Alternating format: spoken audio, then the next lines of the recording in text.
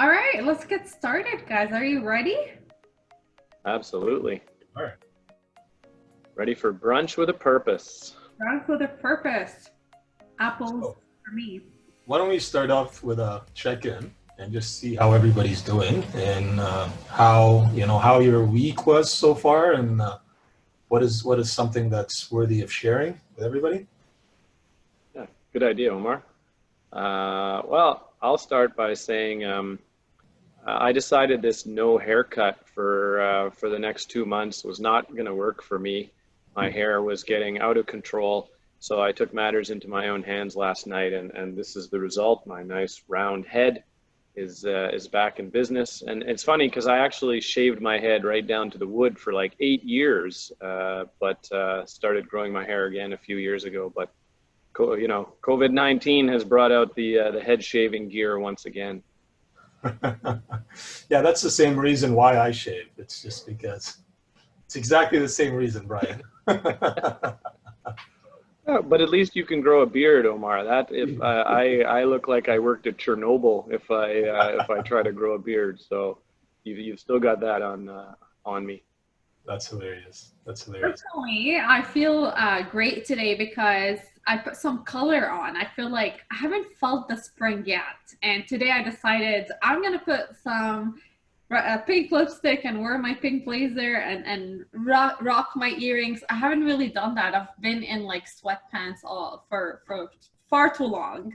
So I feel really good about it. And as far as my week is concerned, I've noticed some emotional upswings, and that's just a natural part of being human, especially in it given what we're going through.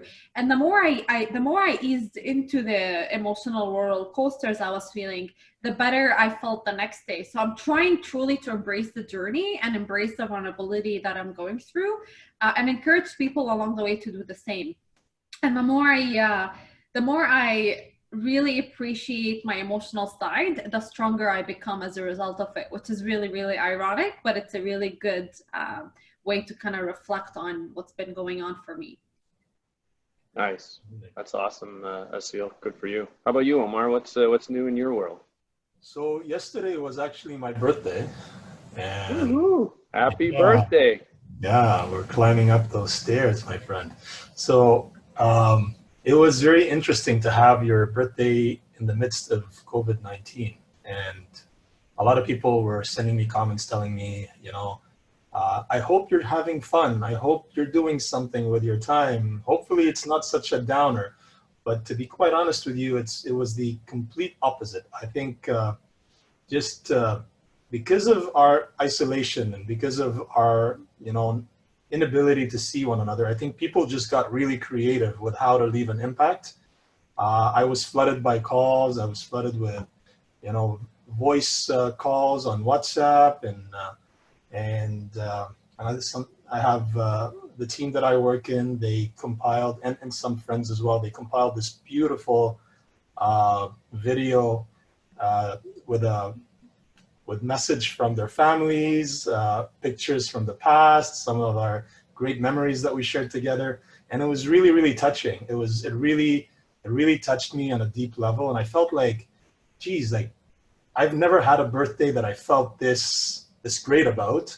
And here in the midst of COVID-19, where I can't connect with anyone, I felt most human. I felt most socialized with, or we're not.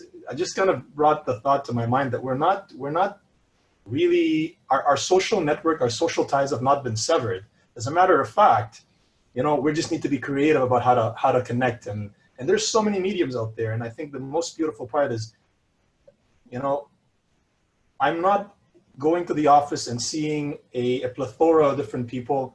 Instead, I'm connecting with the people that are most close to me.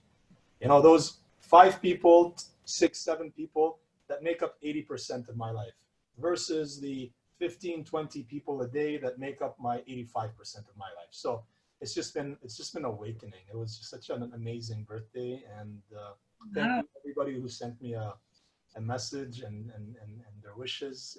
I felt very I felt a lot of love yesterday. That is so sweet to hear, and I feel the warmth in your voice as you share this beautiful experience and the insight you reflected on as a result of it. It's a really cool takeaway, and truly an irony, because you would imagine that your birthday bombed without having social interaction, and as a result it actually was the opposite. Really interesting insight. Yeah.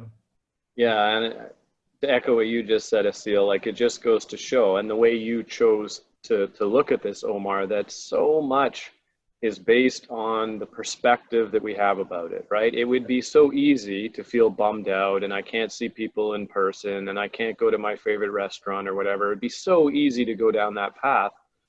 And it's just as easy to choose it to be empowering and positive and like notice the parts in it to be grateful about, which is how many people were creative and reached out to you, and that, you know, it's the people that actually matter to you rather than the 500 people on Facebook that just send a message because, oh, it popped up in their feed and, you know, they feel obliged to do it, right? So yeah, that's a super good reminder. With everything that's going in our lives, we get a choice how we take it, right? And this goes perfectly with the theme that we're talking about today. Yeah, absolutely. It goes very well within the theme of trying to thrive in the midst of an environment where everybody is, you know, not everybody, but most people struggling to survive on different levels, mentally, physically, financially.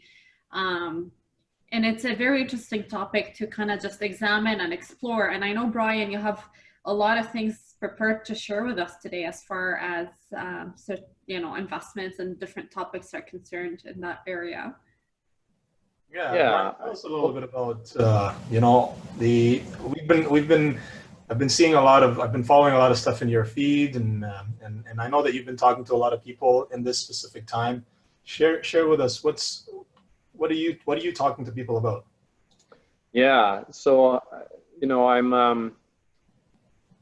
I've been finding that you know, in the beginning of all this, which is about 3 to 4 weeks ago now, I've kind of even lost track, right? It was so clear in the beginning that we were in a health crisis around the world, but very quickly that turned into a financial crisis, which is actually affecting more people, right? Probably everybody is aware of the numbers around, you know, the reported cases and people who have tested positive and all that sort of stuff with COVID-19. But meanwhile, I heard a statistic the other day that even just in Canada, never mind, you know, globally or whatever, that 1 million people have been affected job-wise, and, you know, and a huge percentage of those are applying for EI and all that. So what I've really come to notice about the people that I've been talking with is there seems to be three, for me anyway, like there's lots of different categories, but in my conversations, there's three categories of people that I've been talking to. One is people who are dealing with a health crisis right now. Either they are sick, or more likely there's a family member who is sick, or someone that they know, you know, an uncle, an aunt, something like that, that is dealing with health. And of course, that winds up taking over your life. That becomes priority number one, right? As the saying goes, if you don't have health, what else matters, right? So that definitely is if people are dealing with that, that's the only thing in their space. But then there's a second group of people that are really dealing with a financial crisis. And these are these people, like I mentioned, who have lost their main source of income. They don't know how they're going to pay their bills, how they're going to pay their rent, how they're going to feed their family. Or people are in a position where maybe right now they're fine, but they know that it's days or weeks until they're going to be running out of cash. And then what are they going to do? So there's a lot of fear and anxiety. And of course, we've seen where, you know, the government is releasing programs and the banks are releasing programs. I get emails from the banks like daily at this point about all these different stuff, which most of us are. So that's this sort of second category of people, are people who are dealing with a financial crisis, and they're definitely in survival mode, right? And you know, we're not going to focus on that a lot. There are programs out there for anybody who's interested. You could reach out to us. We can connect you with that. But there's a third group of people that I've been speaking with, and I would say that, you know, the three of us fall into that, and probably a lot of the people listening to this fall into that.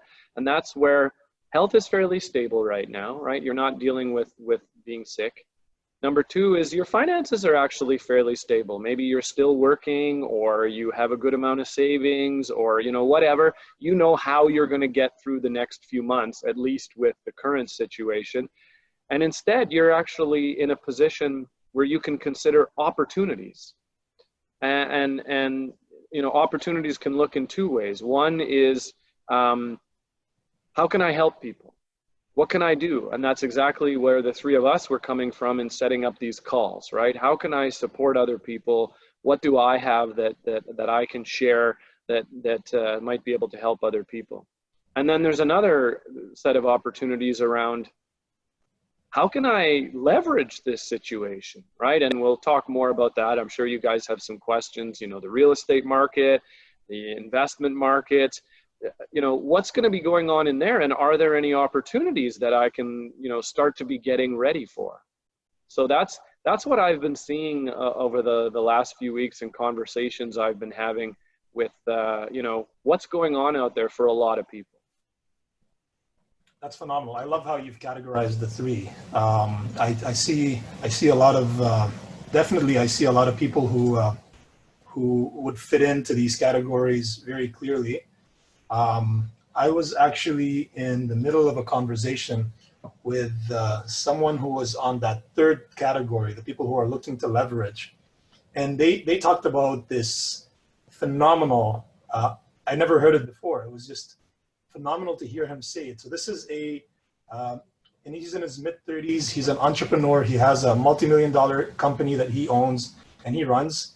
And yesterday he called me to say happy birthday, and we just got into conversation. And in the middle of the conversation, he's like, Omar, I feel like my 10 plus years in business, I've been building up for this moment. It wasn't just about like leveraging. I felt that sense of purpose, that sense of like drive. I've been building up for this moment, and I can't wait. And I'm a little skeptical. I'm a little afraid that I may mess it up because it's so overwhelmingly, you know, amazing to feel. And he was coming from this very different place. And I've spoken to a spectrum of people, and just it's fascinating to see how everybody has a very different way of viewing the same subject. And can you come to think about it, can you understand the influence that a thought can make to your life? And if you're coming from that perspective versus another perspective, it's just amazing, Brian. And that's an amazing category how you split them up. Yeah. It reminds me of the Maslow hierarchy of needs. It's natural that when somebody is stuck in the survival state, it's hard for them to see opportunity, even when it's a normal time, let alone something as magnificent as the experience we're having today. So it's very clear to me how that distinction works, and thank you for clarifying it further.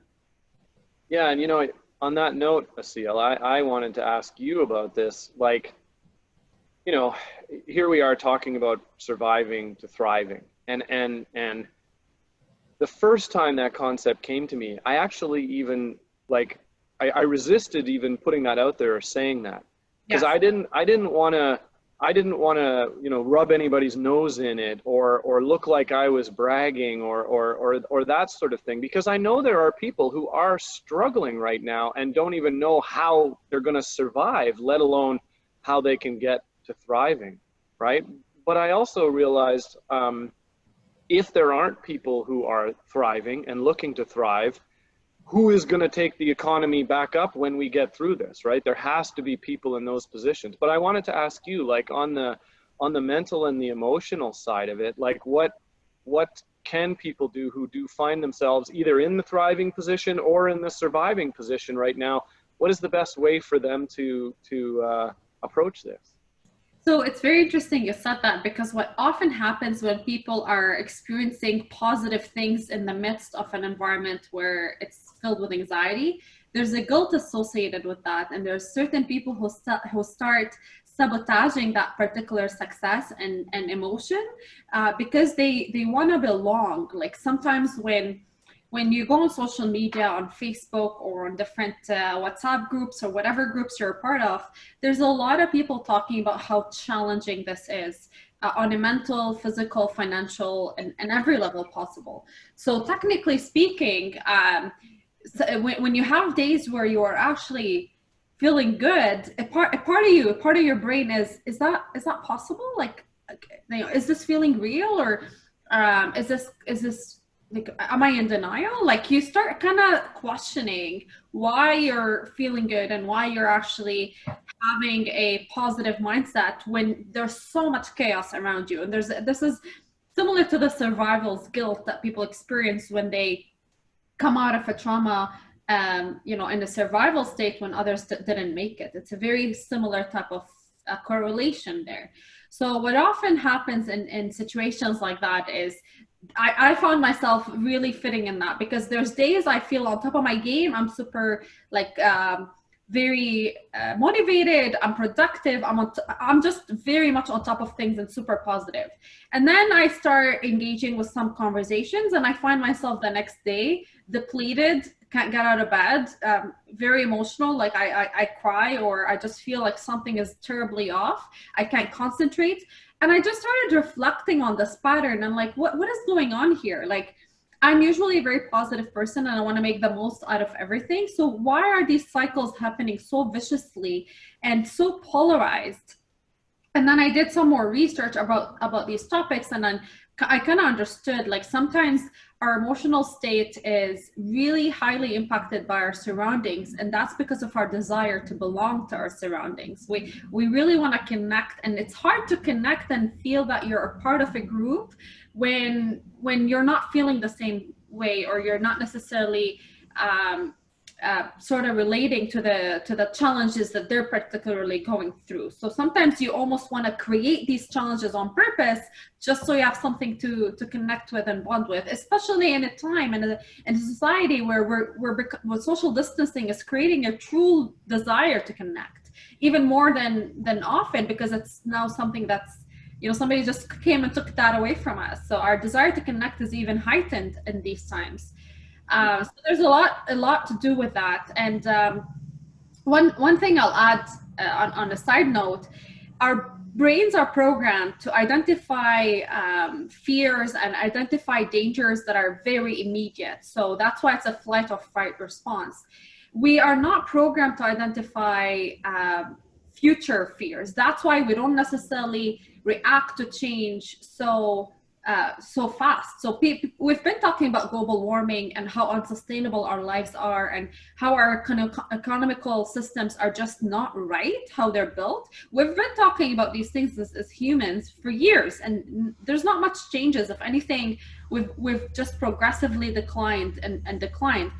And now this particular situation, the COVID-19, created a intense shift from these future problems that we didn't necessarily took seriously into an immediate state.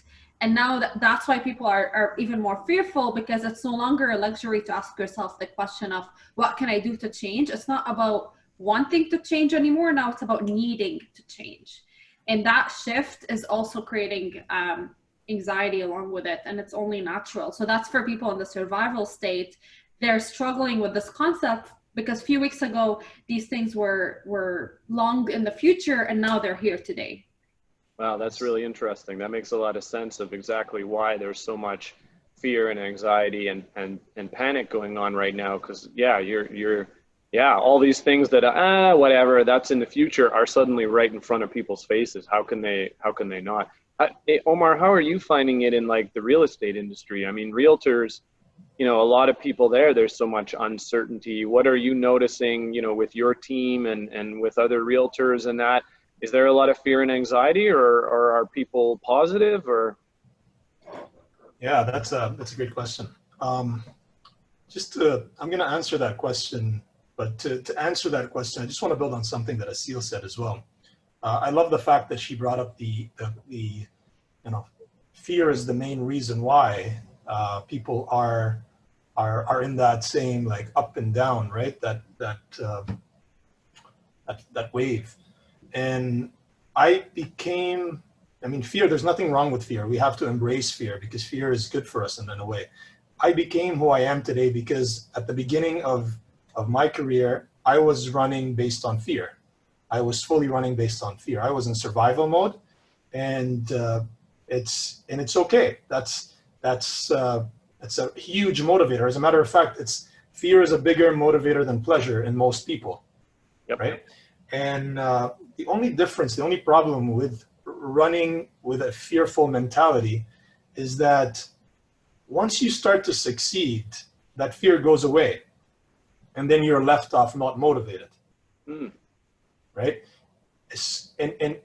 And it's a muscle to be able to motivate yourself from a pleasure mindset. It's not easy. You have to build up to it. It doesn't come to you like this. You have to be in an uncertain place and slowly build up to it. But the thing about when you're motivated with pleasure, you have no ceiling to your growth. The higher you grow, the more you soar, the more you get motivated.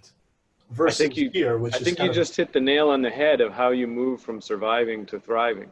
Right there, Omar, what you just said, right? From that mentality of being motivated by fear and that paradigm, which is what the majority of the population are living in, to move to being motivated from, and pleasure is like goals and things to attain, and where instead of I eat healthy because I have a goal of having a healthy lifestyle versus I eat healthy because I don't want to die. Right? That's the difference between being motivated by pain or fear and being motivated by pleasure or goals. Keep going. This is fascinating. I love it. Exactly. Yeah. No, 100%. And the other part of it, so we just mentioned that fear is not a bad thing, but that you need to evolve at some point. You can't be stuck in survival. Survival is good. You're not the other part of the people who are disabled. You're pushing, right? But fear as a concept, I think it's a very interesting concept.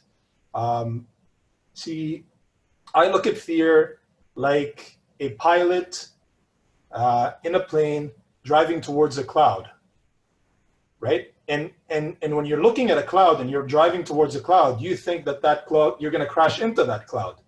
You're afraid, right? Until you get to it, and then you find yourself going through it. And that's what fear is. You can't erase fear. Fear will never go away. It's always going to be there. It's always going to be a cloud, right? But you have to learn how to fly above the cloud or fly away from the cloud and enjoy the ever-changing scene from the top of the airplane, right? And that's how I've learned to deal with fear. That's how I see fear. That's a great. Back to your question. Sorry, Asil? Great analogy. And back to your question, how have we been dealing with it? I've been, again, I'm a human being, so I do go through the cycle that Asil was describing, and so should we. But we need to, I guess what happens with time as the muscle gets stronger, these spikes and valleys stop becoming as intense, right? They start to normalize at some place. And we've been treating this as an opportunity for us to develop, to become more creative, insightful of how we can maximize our impact or our exposure in the market. And we are coming from the place. I mean, we're working with many buyers, and we're working with some sellers that have to sell their place. And for the sellers, we just become so much more creative in how we can expose their property. And with the buyers, we're looking for these opportunities that exist in this marketplace, who are ready for people who are ready to take action. There's a ton of them. There's a ton of great opportunities, more now than ever. We're working with these, but in our mindset, we're so eager for this thing to end, because through this whole period, this COVID-19 period, we've accumulated so many tools, this difference in perspective, that I just can't wait for this to end, because we're just going to have such an advantage moving forward over a lot of the agents that are going to be still doing the same things they were doing before COVID-19. That's the approach that we've been taking with the business, and I'm very excited. It is a dreadful time. It's a very painful time for many people. We're feeling the pain, right? I couldn't see my family for over a month, and yesterday I went to visit them very briefly. We had the 2 meter range. We were and their pain associated with that. But in every pain, there's an opportunity. So instead of disabling yourself and sitting there and thinking to yourself, this is beyond me, find the opportunity. Look deeper. There's always an opportunity in every pain. Well, I realized that I had a very quick evolution, and that was the moving from surviving to thriving for me. When this first started, I was lost, right? Like I went from, the programs and the things I was speaking about and how I was serving my clients around, creating wealth and retirement plans and helping them to understand investments and educating. And a lot of that just seemed to be unimportant within a 24-hour period of like, wait a minute, and so I was looking at the survival mode that everyone was in and going, well, what do I have to offer in this point? That then led me to feel pretty down and depressed for a few days. And then, as I've talked about before, I was lucky enough to be on some calls with groups that I'm part of and mentors and hear them starting to talk about the opportunities and what's out there. And then I got excited. But then going back to what Asil was talking about, there was this like, well, but like, how can I feel good and excited when so many other people are struggling? And again, through conversations that I've had with amazing people in my life, I really started to come, and here's the evolution part that I hear both you guys talking about. I just really came to realize, like I alluded to earlier, there have to be people who are thriving even through this chaos, even when so many other people are suffering and locked in survival mode and don't know what the future is going to look like and having fear. There has to be a group of people who thrive to be, as one of my mentors said, the domino in the other direction as this starts to pick back up again. In order to turn the corner, somebody has to be the catalyst behind that, right? And that's what I see the group that are in this. Well, how do I thrive through this? How can I leverage this situation? They're going to be the ones that are creating the jobs and the new businesses and the opportunities that everybody else will then be able to get on board with as things start to rebuild back up again. So instead of feeling guilty, there's almost like, for me, I feel like a responsibility of, hey, how can I start to provide opportunities? How can I start to support people and find more and more and more people so that we can start an upward trend, right? And get back to that rebuilding mode and take as many people as possible with us. It's not about opportunities to take advantage of people, right? And I mean, you see that in the real estate world. Asil, you see that in the financial world. It's about creating those win-wins. But somebody has to be in that position to be able to see that, right? And if we're all caught in that fear, then that's right in front of our nose. And then start to create those opportunities. So that's the mindset shift and the emotional side of it that has to come with it. And I've been having conversations and finding out there's actually more people who are interested in that than I initially thought. Yes. Right? It reminds me of when people have discomfort with money or wealth. It's because some people look at how much poverty there is around the world, or people who are living on minimum wages, and there's certain people who feel or experience guilt in starting to become financially stable, or even continue to grow into financial independence. But here's always something I would combat: these natural feelings that we get. We combat them with logic, and we ask ourselves questions that force us to reflect in the way that, how is you experiencing pain alleviate the pain of others around you? How is it that you getting sick, it makes other people healthy? How is it that you thriving in an environment like that helps other people just alleviate from wherever situation they're in? So just starting to combat these feelings that naturally come with logical questions helps us realize how unpragmatic our natural go-to place is, and we start creating changes that are more intentional and mindful and allow us to thrive without having so much guilt that keeps holding us back. That's brilliant, Asil, and I completely agree with you. And that flies in the face of, the belief systems and the things that I heard that, wealthy people and people who are thriving and rich people, they must be taking advantage somehow. They're not good people, all those sorts of things that I heard as a kid. Which are there examples of that in the world? Of course there are. But there's just as many examples of people who are thriving and then they're passing that on to other people and bringing them up with them, right? Today, I have a meditation app that I use. And when I was doing my meditation this morning, I decided to do the one for that LeBron James has contributed to this meditation app. And there's a part of me that, you know, it's like, oh, well, what does LeBron James know about meditation? Or, oh, another chance for LeBron James to make another $10 million or whatever, right? Or something like that. But then when I actually listened to it, it was very clear that, and LeBron James did a great job of articulating that one of his biggest purposes in life is to share what he has found out for himself throughout the world. And he talked about his foundation and other things that he's doing. And I really got it by the end of it. No, LeBron James didn't come on this meditation app and share this because he was going to make an extra $10 million. He did it because he wanted to reach an extra million people about what I can do and you can do and we can do to reach the same sort of success in our lives that LeBron James is creating as his. And it was just such a different paradigm shift from, again, what I'm used to hearing about, right? But it is so easy to go back to those, oh, well, it must just be he's looking to take advantage, he's looking to do this, he's looking for that, right? It's so easy to go there, but it's not necessarily the truth.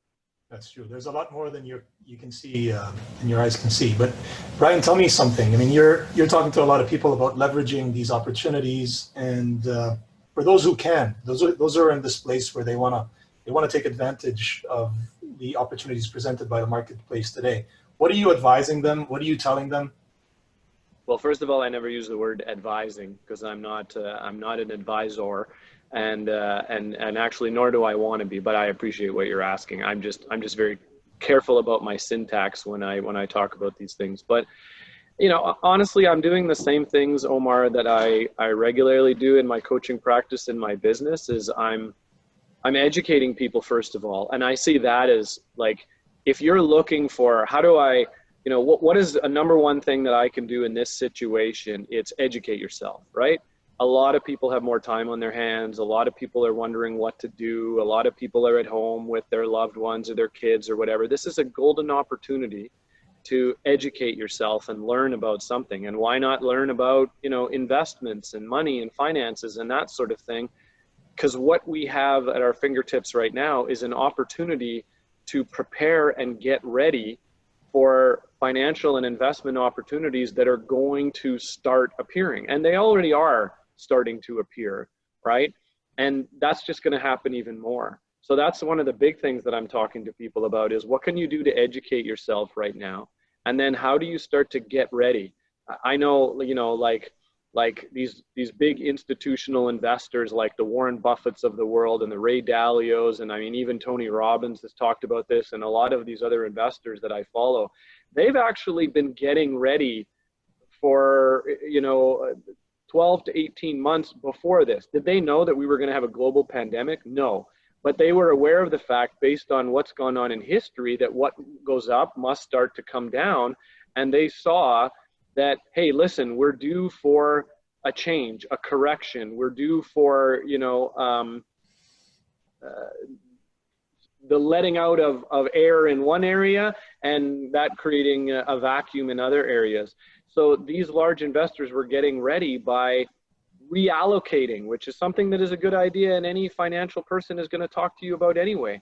There may be some investments or assets or things you have that are not performing or don't perform as well in a crisis, and you want to look at getting rid of some of those, cashing some of those out, and then reallocating your funds to other different types of opportunities that do better in times of crisis, that are more safe or secure or conservative, and that also have a better trajectory for the next 5 to 10 years. And so that's exactly what I'm doing in my life. Now, I'm obviously talking at a very high level. I'm not going to tell anybody to do this or do that, but that's what I'm doing and what I have been doing over the past couple of weeks. I sold some investments that I didn't think, you know, were going to do all that well, and I thought, in fact, could do worse in the short term.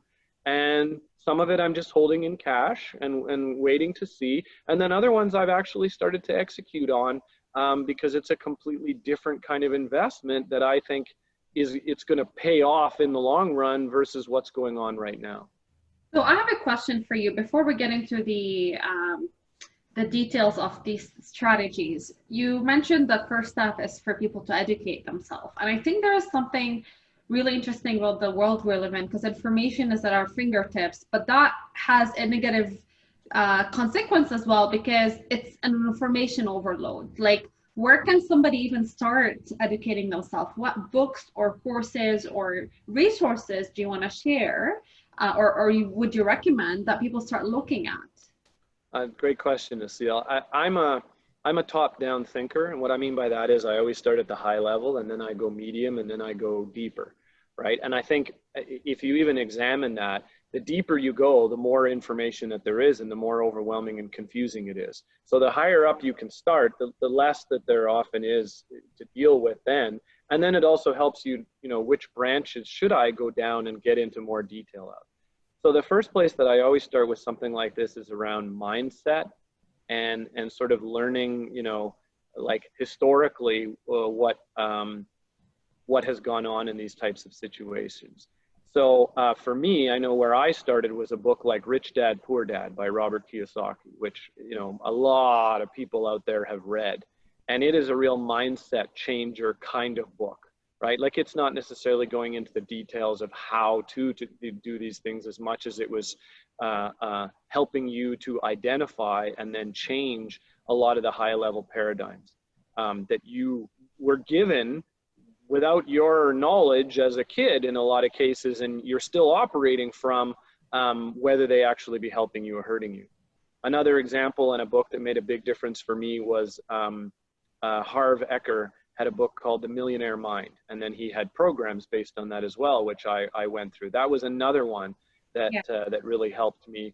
A lot of the books out there are the how-to books. I know I've gotten into cryptocurrencies in the past about a year and a half, and so there again, like, there is a plethora of videos about cryptocurrencies on the web. It's like a rabbit hole you can go down. But what I've been doing around that is, if I find a video where they're like talking to me about the history of cryptocurrency and explaining what are cryptocurrencies, what's the difference between a cryptocurrency and a regular currency, and then when the video starts to get into now here's how you can start trading, that's when I shut it off.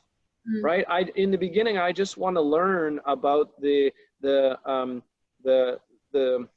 historical, the what. I stay in the what before I get into the how. And so that would be my overall advice around that.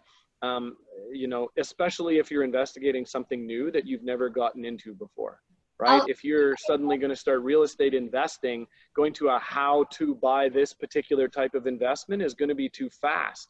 You need to learn of, why would I be wanting to do real estate investing in the first place, and how does that fit with me and my personality and my goals? Asil, you were gonna. I was gonna say, I take it a step further because I love what you just shared, and I actually offer this sort of feedback to everybody I talk to in my coaching practice, and when I speak about financial therapy. People often have the tendency to want to jump into action mode, when in reality, action. And that goes back to your original comment, Omar, when we are either motivated by fear or motivated or inspired by the goals and the things that we're actually looking forward to. And when we're in a state like this and we're just jumping to see what can we do right now, this is an action that's motivated by fear. And when something is motivated by fear, no matter how your intentions are, it's doomed to fail for some reason or the other. So the idea is to really step back, and prior to jumping into how to do this, how to invest, how to buy, like, a lot of my girlfriends were sending me messages about books that I would recommend for them to read.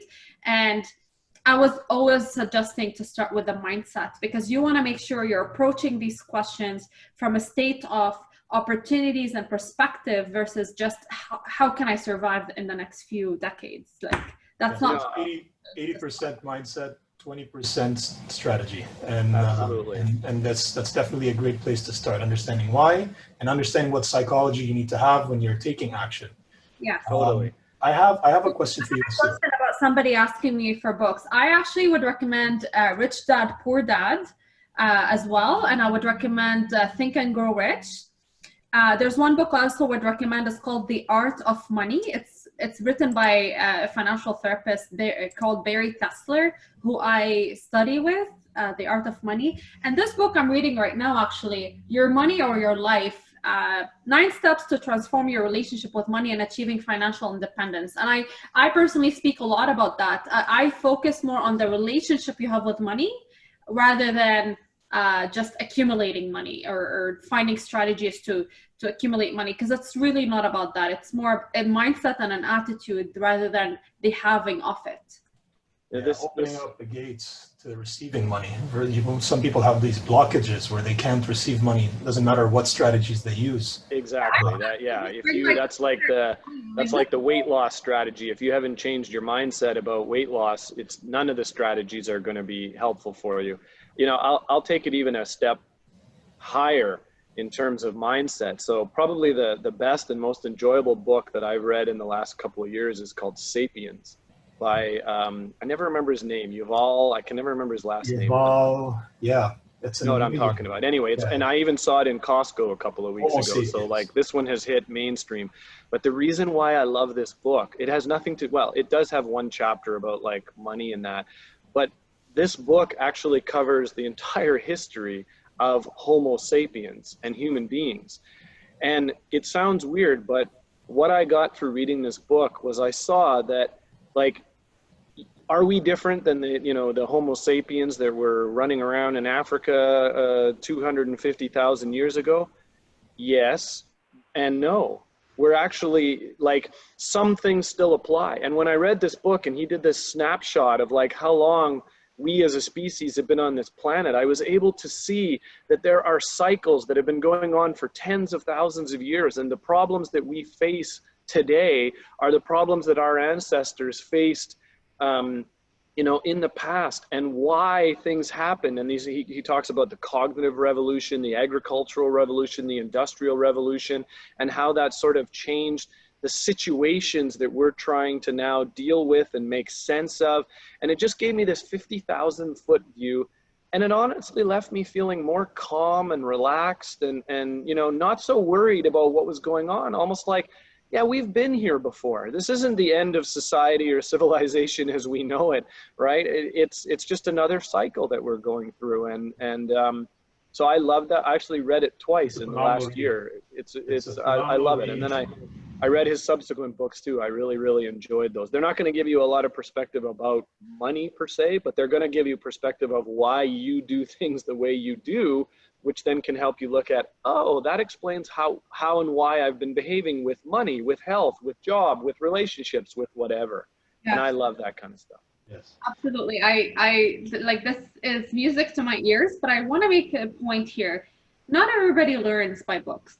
It's very important to reflect on your personal learning style. I mean, we can recommend 100 titles here. Like last year alone, I read over 30 books about money, but that's because I enjoy reading. My boyfriend won't read to save his life. So it's very interesting because he loves audio. He loves joining mastermind groups. He loves learning. It's not about reading or not reading. It's just realizing what do you, or how do you enjoy consuming information, and then finding the right platforms for that. It cannot be books. You just be mindful of that, because when people start talking about the fact that you need to start doing this, it may not apply to you. That's very true. Asil, I have a question for you. We, at the beginning of the call, we categorized people into 3 different levels. And first level was people who were disabled, that felt like they couldn't move forward, that they just put everything on hold and are watching Netflix a lot, or that's the category number 1. Then there was category number 2, people who were driven by survival. They were, everything they were doing, they were running, everything. Life became so fast, but they're running after their fears. They're trying to running away from their fears. And then the third category were the people who are trying to leverage opportunities, or who are able to leverage opportunities, and they're coming from a place of an opportunity, from pleasure. For the people in the first category, the people who are feeling disabled, what do you say to them, and how do you get them to transition from stage number 1 to stage number 2? Before I answer this question particularly, I think it's very important to recognize that we often go through the 3 stages. So you're not either in 1, 2, or 3. Often you're going to experience all 3. The intensity of changing from one phase to the other is different from one person to the other. Some person may be in the thriving phase longer and enjoy it more than the survival or fear state. But it's important to realize as human beings, and it's natural to drift across the board. And the reason I make that point is because sometimes people who are very accomplished and go-getters and optimistic feel guilty when they start experiencing fear and anxiety or stress, when in reality, these are things that should be embraced as part of the process. So I just wanted to make that distinction because I don't think people fall in one category or the other. Now, to answer your question, for people who are truly struggling in this time, I think, and I always share this with everybody I speak with, it's important to identify what is it that you're experiencing. When we are in an area that there's a lot of fear and anxiety happening around us, sometimes we get mixed up with everything else that's happening, and we have this thing called immensement, which is really losing boundaries of what's going on in our world versus what's going on with the world around us. And sometimes it just blends in and it feels like this overwhelming feeling, and we can't differentiate what's our pain versus what's the collective pain. So it's very important to kind of seek professional help, and there's lots of people right now who are offering pro bono services for therapy, for counseling, for coaching. Just have some sort of professional guidance to at least identify your starting point, to understand what are the challenges you are personally dealing with, and based on that, once you have some sort of awareness, then you're able to brainstorm and be inspired by solutions. But you can't start with asking what can I do without understanding what is it that I'm dealing with here.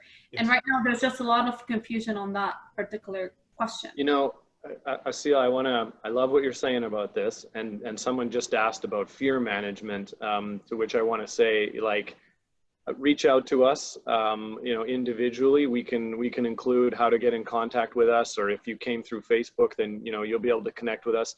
We'll be able to point you in certain directions. There's all kinds of videos and things on there now. But I want to add something else about this with regards to the professional thing, and this is something else I wanted to mention. And so, you know, earlier I made a point of saying I'm not an advisor and I don't advise people. So the other thing that I really want people to understand, and this is not a criticism, it's just more information. And that is my whole thing, is about educating and empowering.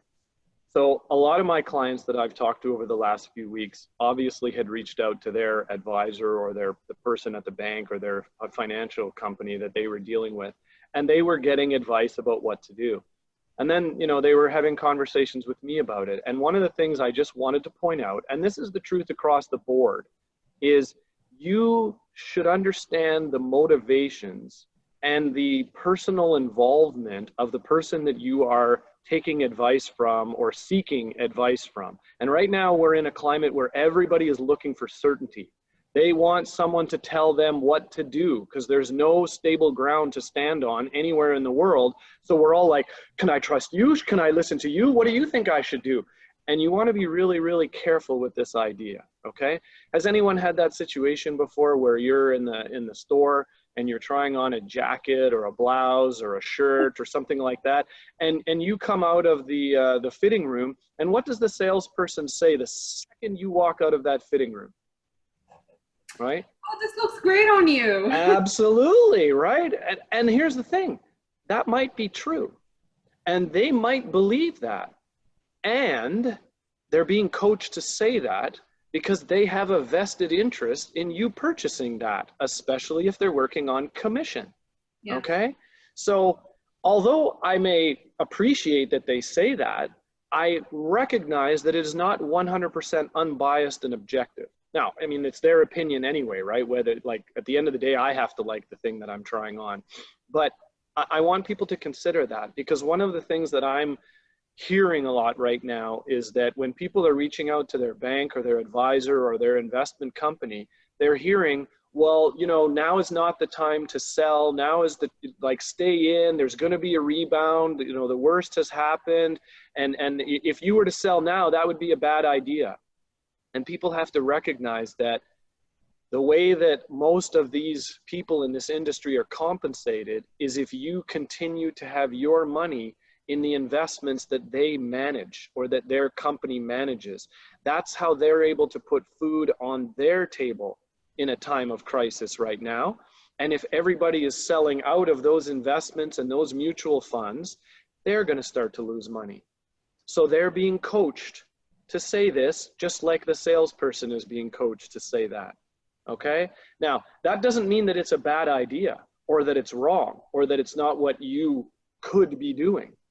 I just want people to understand that and understand that, you know, just like the car salesman wants you to buy their car and the retail person wants you to buy that shirt, right? Because they get a commission. A lot of the investment industry is mostly paid through fees and commissions and retainer fees and all that if you continue to be invested with those people. It's one of the reasons why I became a coach, because I in my coaching business, I don't get paid by you going into an investment. Therefore, I'm never trying to push an investment on you, right? And Asil, I know you know, that was a conflict that you experienced in your past life as a financial planner as well, right? That this exists. It's not right or wrong, it just exists. And in order to be empowered, we need to understand the dynamics of the game that we're playing in, right? So that's something I want people to be careful about, and just watch, like, you know, even on this, people are saying, what should I read? What should I do? We don't have the answers for you. We just have some stuff that we've done and some experiences and things that have worked for us, which we're willing to share about. At the end of the day, the only person who knows what's best for you is you, okay? And I want to add something as well to what you said, Brian. By the way, people feel free, I mean, Asil and Brian, feel free to put in your contact information. If somebody wants to reach out to you, they can reach out to you. If somebody, you know, connected with anything that Brian said or Asil said or myself, please reach out, and we're happy to share more information. It shouldn't be, it's not right or wrong where you are, what phase you're in. And like Asil said, most of the time we're all moving from one phase to another. But even for those people who are feeling disabled, this has impacted people very differently. There are some people that are heavily impacted by this. There are some people that are mildly impacted by this. Some people have reserves that they can use. Some people do not. And we don't need to, the point of this conversation is not to make it seem like there's one right place to be. I mean, every single one of these three categories is important for people to be in at the specific time. And I mean, my advice to people who are feeling disabled is that, I mean, I've felt disabled in the past, and I'd mentioned this in the last talk a little bit. I'm not going to go through it in detail, but I had a severe ski accident happen to my sister, which left me feeling disabled for over 1.5 years while she was in hospital, and I was with her in a different province. And in that time, if anyone came to me and said, why aren't you growing? Why aren't you doing this and doing that? I would have been pissed off, obviously. I'm not in a position to grow, and that's fine, right? And I've pinpointed from a lot of conversation with people, the one thing that really burns the most when you're in that stage is waiting and not knowing how long you need to wait. It's not knowing, when is this going to end? When is COVID-19 going to end, and when is life going to go back to normal? And it's a very depleting place to come from, right? And I've experienced this myself. And in that state, there was a few things that I learned from being in that state. First is, the more you connect with people, the better. I remember there was a few people that, you know, would leave and come to Montreal and spend a lot of time with us, and they would support us, and they would give us a lot of, motivation to continue to push through. And we need to connect these strong relationships with people around us in today's crisis, right? The other thing that really helped is building really strong routines. When you're subjected to pain or to fear or to feeling disabled, you're faced by something that's going to bring out the best in you. I remember at that state, when I was in that stage, I remember the Omar that showed up is not someone that I can tap into anymore. You know, it was just so much strength in me at that time that I cannot become that person anymore, because I need that resistance, I need that pain. And it's changed the way that I approach any kind of difficulty in life.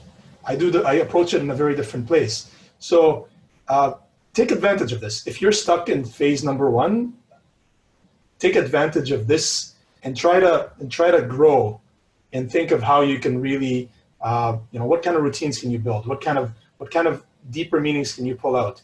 And be okay with the fact that at this time you don't need to stretch out of your means. Accept the fact that you're in this stage, and just do with it, and you will reach places in your life where it's going to be like, I'm looking for these opportunities, and I'm able to leverage on them. My departing words are this. I would suggest it's a really great time to reflect on the underlying beliefs and the thoughts that you have that have driven patterns in your life. This is not the first crisis of some sort that you've dealt with. So far you've survived 100% of everything that happened to you, which is why you're alive on Earth today. So there's certain hardships that you've been through in the past, not in this nature, but different natures. And there are certain patterns that you have accumulated along your life that suggests to you, this is how I deal with hardship. This is how I respond. This is how I feel. This is how I behave.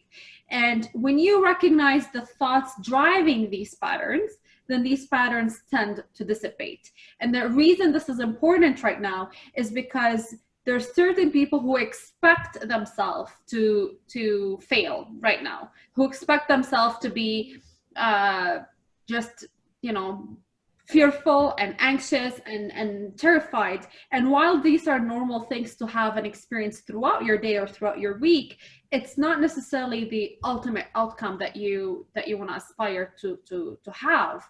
And as a result of that, it's important to understand what patterns and what are your thoughts behind what's going on for you right now, because our reality is an extension of what's happening in our internal world, and our internal world has been the accumulation of the belief patterns that we have along the way. So to sum it up, if you're expecting to fail because COVID-19 is a horrible experience, then you're 100% gonna exactly fail.